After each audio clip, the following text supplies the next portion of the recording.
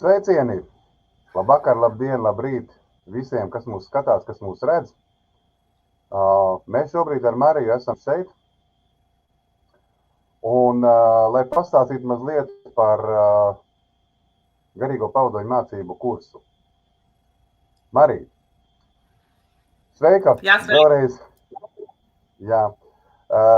Lūdzu, varbūt pastāstīt cilvēkiem, kuri varbūt vispār nav neko dzirdējuši par šādu tēmu, pastāstīsi nedaudz, kas ir tas, ko tu saproti garīgie pavadoņi, kas tas tāds ir vispār?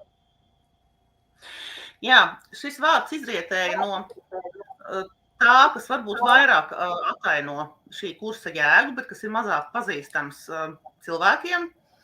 Pirmā doma, kā saukt šo tādu tā kā mācību apkopojumu, man bija gara lauka turētāji. Gara no vārda gars un lauka no vārda lauks, kas ir ap mums, mūsu dzīvē. Un tas, protams, ir saistīts ar garīgo ceļu, ar cilvēku attīstību un ar to, kā noturēties savā kodolā, savā jaudā, kā atrast tieši savu virzienu, tieši savu ceļu, tieši savus garīgās pasaules pavadoņus. Tos, kas nav cilvēku veidolā, bet tos, kas ir smalkā plānā. Un es ar šīm lietām nodarbojos, varētu teikt, diezgan sen, dažus gadu desmitus, ejot cauri visādām mācībām savā dzīves ceļā un dažādos veidos arī jau vairākus gadus mācot līdzīgas lietas citiem cilvēkiem, bet es mācu arī topošos dziedniekus un topošos sistēmisko sakārtojumu vadītājus, un sistēmisko sakārtojumu jomā ir šis jēdziens lauka turēšana. Un no turienes viņš arī radās šī doma par šo kursu. Vairāk nevis tādā sociāli un dzimtas jomā, kā to dara sistēmiskajos sakārtojumos, bet vairāk tieši šajā garīgās attīstības ceļā. Taisni atrast savu dvēseles ceļu, savu dvēseles aicinājumu un noturēties viņā. Jo mums ir ļoti daudz visādi ietekmes pasaulē, kas mūs dažādos veidos vilina, kārdina, uzspiež uz mums, mēģina mūs ierobežot, mēģina mūsu spēku kaut kā izmantot. Ja? Un ja mēs neesam stabili tajā savā virzienā, tad mēs kļūstam diezgan forši izmantojami visiem, kam ir šāda vēlme. Un cilvēki, kuri sāk iet kaut kādu garīgo attīstību, nav kādā virzienā viņi to dara, viņi kļūst tādi ļoti vērtīgi enerģētiskā ziņā. Un šīs labi attīstītās enerģijas, viņas ir ļoti interesantas dažādiem spēkiem, egregoriem, arī personām, kas vēlētos arī pabaroties no šī katliņa. Un arī pašiem cilvēkiem reizēm dažādas krīzes šai garīgajā ceļā. Tas nav tikai tāds ceļš vienmērīgi pa taisnu uz gaismu. Ja? Tas iet cauri kalniem un lejām, un tie kalni un lejas ir dziļi mūsu iekšpusē, un jo dziļāki, jo augstāki un dziļāki. Un šajos visās virzienos ir ļoti daudz mītu, ļoti daudz tādu ilūziju un diezgan raksturīgs tāds sazemējuma trūkums, stabilitātes trūkums, kas atkal neļauj noturēt to savu lauku. Un tad šis cilvēks, kurš jau kaut kādu laiku ir ar sevi darbojies, viņš pēkšņi jūt, ka viņu sāk šūpot, ka viņš ir nestabils, ka viņš ir kaut kādām ietekmēm pakļauts. Un kaut kā tā. Jā, un paralēli tam vēl nepārtraukt nāk kaut kādas jaunas metodas, jaunas zināšanas, jaunas kaut kādas informācija gan no smalkā plāna, gan no cilvēciskā lauka. Un kaut viss ir jāliek. Tā man vienā brīdī Reinis man pamudināja kaut kā izveidot šo kursu, un tad mēs kaut kā sākām to visu, nu tā, tapināt, jā, un tagad pēc kāda ilgāka laika ir uztapis. Jā, Reini, varbūt pastāst drusciņ, kas tad priekš tevis ir tas garīgais ceļš un kas tev pamudināja šajā visā iesaistīties? Jā, paldies tev. Nu, man arī mazliet līdzīgi, tā kā tev tikai, protams, es kaut kādu varbūt savu bišķiņu ceļu esmu gājis. Es arī jau vairākus gadus šajā tēmā esmu līdzdarbojies, strādājis ar cilvēkiem, un man aizvien vairāk manā, nu, teiksim, tā uzmanības lokā nonākuši tādi cilvēki, kuri ne tikai vienkārši viņi grib kaut ko, nu, sev, teiksim, varbūt sakārtot iekšēji, sadziedināt, varbūt kaut kādas traumas un rētas vai vēl kaut ko, bet viņi arī jūt kaut kādu tādu sevīgi spēku. Viņi man daudz cilvēki teikuši, atnākot man teikuši, ka viņiem izdodās kādreiz pateikt it kā vienu frāzi, uzlikt cilvēkam roku, kādam draugam parasti paziņam vēl kam, un viņš teiksim, nu tā kā, nu, tiek dziedināts, ja, un iegūst kaut kādu citu enerģiju, un viņi īsti nezina, kas tas ir un kā tas ir, un es daudz stāstīju, un tie cilvēki aizvien vairāk tādi parādās mūsu apkārtnē. Un tad man bija arī vairāk cilvēki prasīja, Reinijā, ko lai es ar šo visu daru, kas man būtu jādara, kas man būtu, nu kādas lietas jāveic. Un tad es sapratu, ka ir kaut kādā veidā jāapkopo šīs zināšanas, kas mums ir, to, ko mēs esam atcerējušies, jāsaliek kaut kādā plus-mínus sistēmā, un tad jā, būtu vērts ar viņām padalīties jau tā nopietnāk. Un tad es uzrunāju tev, Mariju, un tu jau arī izrādās jau par šo biji domājis. Tev jau savu skolu jau pietiekami ilgi ir, jo tu jau strādā tādā veidā, un tad, protams, tā viss tā kaut kādā gada pusotra laikā lēnām saķibinājās viss tā programma un tā doma. Un, nu, manuprāt, 2 gadi mums kopā šim kursam 2 gadi, un, manuprāt, tur tādas, nu, pamatu lietas visas ir saliktas iekšā, kuras, nu, tā kā būtu vērts šiem cilvēkiem zināt. Jo, principā, šis kurs vairāk ir domāts cilvēkiem, kuri grib iet dziļāk. Nevis tikai tā virspusēji, nu, tur kaut ko no psiholoģijas, kaut ko no garīgām lietām, no ezotērikas, no šīm zināšanām par augiem, no zināšanām par enerģētiku un par vispārējo, bet viņi jau grib tā kā dziļāk jau raudzīties tajā visā un izmantot šīs zināšanas jau tādā apzinātā formā izmantot. Ja? Nu, tā kā esmu ļoti priecīgs par to, ka mēs esam tik tā nonākuši, un 7. martā mums šis kurs sāk kustēties. Jau grupa jau ir gatava un gaida jau, un šobrīd vēl ir pēdējais brīdis, vēl, ja nu kāds tomēr vēl vēlās arī piesaistīties, tad šobrīd vēl ir pēdējais brīdis līdz 7. martam. Ielikt šajā vilcienā, cik mums laikam kaut kādas dažas vietiņas, laikam 1 vai 2 laikam ir vēl brīva, ja, es tā saprotu.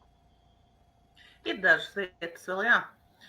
Jā, nu tad, kā jau Reinis minēja, šis ir kurs cilvēkiem, kuri jau ir savā attīstības ceļā kaut ko darījuši. Tāpēc mēs arī piesakoties aicinām cilvēkam minēt savu motivāciju, kādēļ viņš vēlētos to darīt. Nu, lai nav tā, ka atnāk un tad pirmā reizes kaut kur aizskrien, jo tomēr kaut kā par daudz, par grūtu, par sarežģītu vai kaut kā tā. Jā, tai pašā laikā es negribu jūs atbaidīt, var vēl arī daži cilvēki mums pievienoties. Es varbūt pāris vārdus par to, kas nebūs tajā kursā. Mēs jums nemācīsim, kā pareizi kurt sev garīgumu, kā pareizi meditēt un kādiem egregoriem pareizi pieslēgties. Ja? Tas viss mests prom, ja? un mēs mudināsim jūs sajust, kas ir jūsu katra personīgais aicinājums.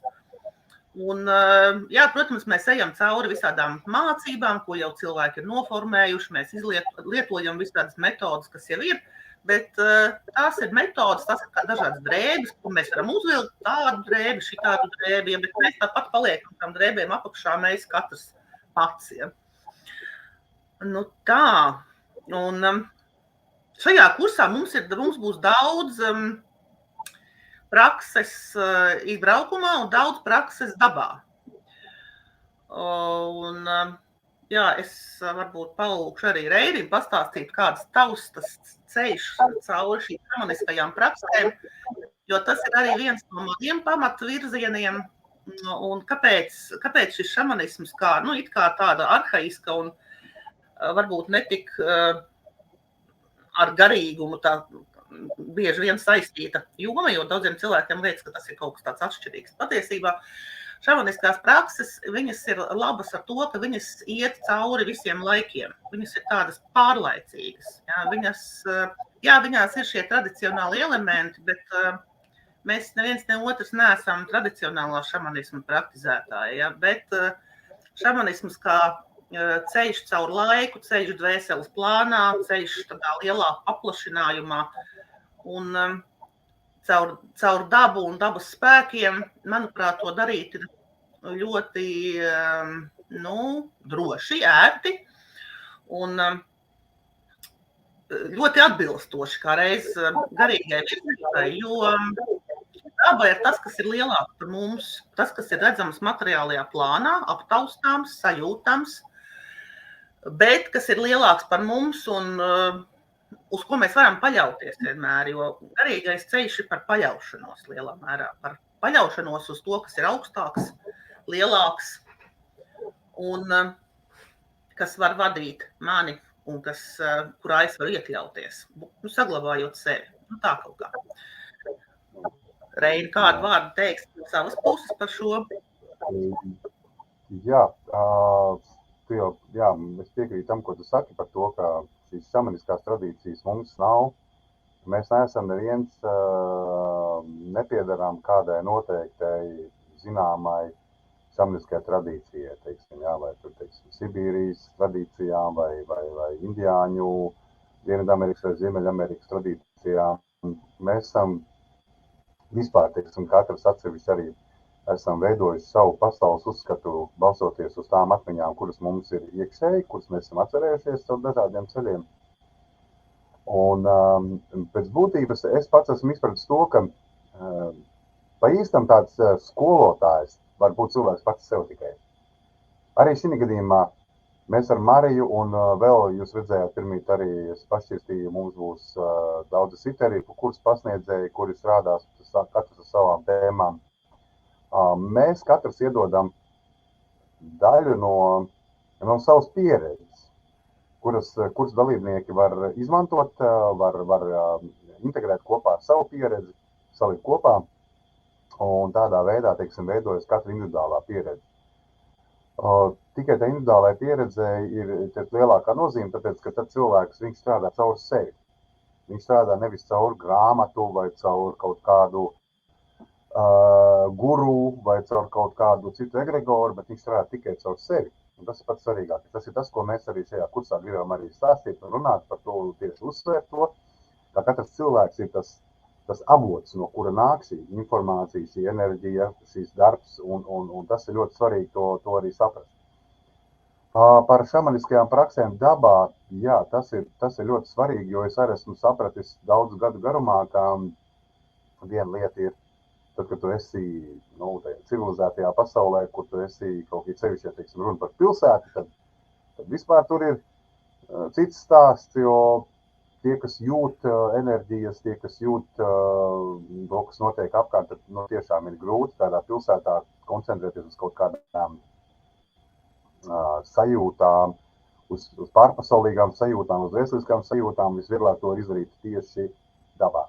Mēs dabā ļoti daudz strādāsim. Mums būs noteikti siltajā sezonā un arī, cik vien varēja augstajā sezonā, mums būs āra prakses, kā jau Marija teica. Būs ļoti daudz pie uguns dažādas prakses, mums būs sajūtu prakses, kur tieši mēs mācīsimies, to savu jūtīgumu attīstīt, to savu sajūtu, jo nedrīkst aizmirst vienu lietu. Mums ir tāds diezgan, varbūt sabiedrībā tāds nepareizs priekšstats, ka garīgums vairāk asociējās ar to, ka mēs tur sēžam kaut kādās pozās un tur vīraku un sveču gaismu apvesti, mēs tur meditējam un mums visi baigi forši un garīgi, un mēs visus mīlam un visi labi. Un mēs aizmirstam to, ka mēs esam šeit uz zemes ķermeņa, kuri kuri šeit līdzdarbojās, miedarbojās, mums ir daba, mums visādi procesi, mums ir dabā visādi procesi nemitīgi mainās un cilvēkos mainās un sabiedrībā, un mums netiek līdzi, ja teiksim, tas ķermenis. Un līdz ar to mūsu kursā tieši uzsvars būs uz to, ka mēs sabalansēsim visas šīs lietas kopīgi, tā lai mums būtu tāds dabisks līdzsvars starp to garīgumu, kas notiek šeit, un to garīgumu, kas notiek ķermeniskajā materiālā pasaulē. Visu saslēdzot kopā. Tas ir, manuprāt, arī tas svarīgākais, uz ko mēs arī iesim. Un, tas ir darbs, tas ir praktisks darbs. Teorija mums arī, protams, būs, bet ļoti daudz mums būs tieši praktiskais darbs šajā kursā.